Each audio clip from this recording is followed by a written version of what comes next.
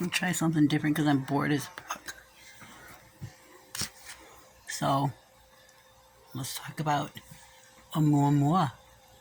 You know, it emerged from the celestial void in October of 2017. A tiny bright speck on the telescope at the Haleakala Observatory in Hawaii. I hope I probably just butchered that. Tumbling through space at 57,000 miles per hour. How is that even possible? That's just silly. 57,000 miles per hour. 90,000 kilometers per hour.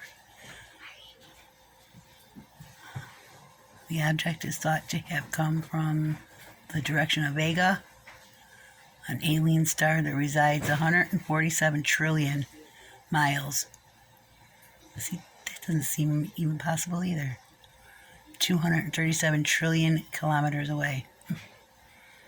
Possibly shaped like an elongated cigar. Possibly formed into an uncannily spaceship-like disk. By the time it was spotted, it had already zipped by our own sun, performed a slick hairpin turn, and began hurtling off in another direction. They named it Oumuamua, pronounced O-Mua-Mua, Oumuamua, which is Hawaiian for, now let's clear this up, everybody, a messenger from afar arriving first. Robert Warwick, the astronomer at the University of Hawaii, who first detected it, knew immediately from the speed that he was looking at something new to physics. Well, you don't say.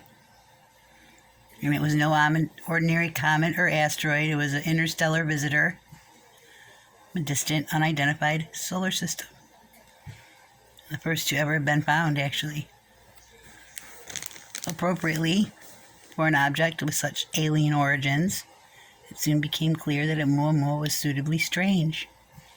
Two things in particular fixated scientists. What were those two things? Let's see.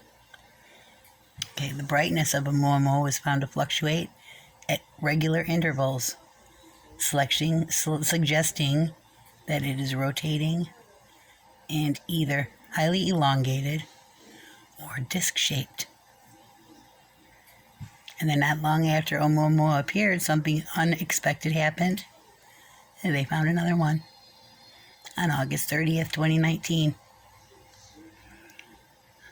The engineer and amateur astronomer Gennady Borisov glimpsed an object moving against the pre-dawn sky from his personal observatory in Nizhny Crimea. Using a telescope that he had made himself, even at first sight he realized that it was special, and that it was traveling in a different direction to the comets that inhabit the main asteroid belt that straddle our solar system. 20/Borisov was named in its discoverer's honor, and is suspected to be rogue comet. One that's not bound to be to a star. So where did these visitors come from? What can they tell us about our alien solar systems? Or what can they tell us about alien solar systems? And how often should we expect to see them? And to find out, first it helps to know what they are made of. A mysterious absence.